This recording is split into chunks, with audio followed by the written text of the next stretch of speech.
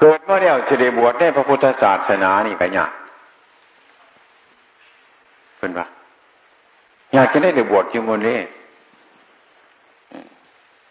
คันบวชอยู่มันก็บ่บวชในพระศาสนามันบวชอยู่นอกพระศาสนาบวชบ่ละความโลภบวชบ่ละความโกรธบ่ละความหลงบ่ละสิ่งที่บ่ดีบ่งาม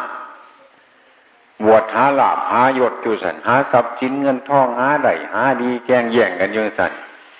นั่นบ่แม่นบวชในพระศาสนาบวชนอกพระศาสนาคือกันกับลูกของพ่อของเมียนี่ล่ะมันหนังบ่ฟังความพ่อความแม่น่ะมันก็เป็นบ่เป็นลูกของพ่อของแม่น่ะนี่คือกันฉันใดจังว่าสิได้บวชแต่มีใจอ่อนน้อมประพฤติปฏิบัติต่อพระศาสนาต่อพระธรรมวินัยยากมันยากมีศรัทธาคนมันสอบสบายมันสอบตามใจเจ้าของนั่นอยากนั่งกินก็ได้อยากนอนกินก็ได้อยากยืนกินก็ได้อยากผิวก็ได้อยากร้องเพลงก็ได้อยากไปกินกาแฟน้ำร้านเขาก็ได้อยากมัน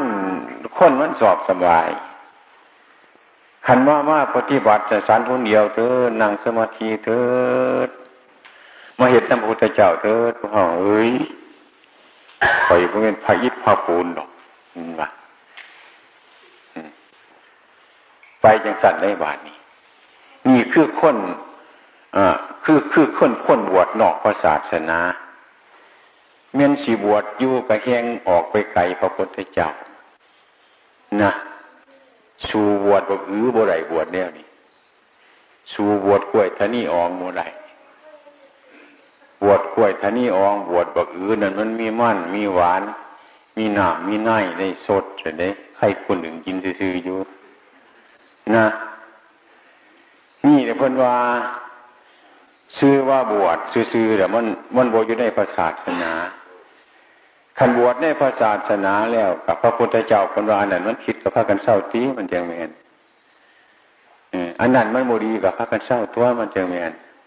จังซั่นได้ทางมันผิดอย่าสิเดินให้เดินทางนี้อย่าไปทางนั้นเพิ่นว่าจังซั่นก็เฮ็ดตามเพิ่นนั่นตัวมันจังสิเห็นศีลเห็นธรรม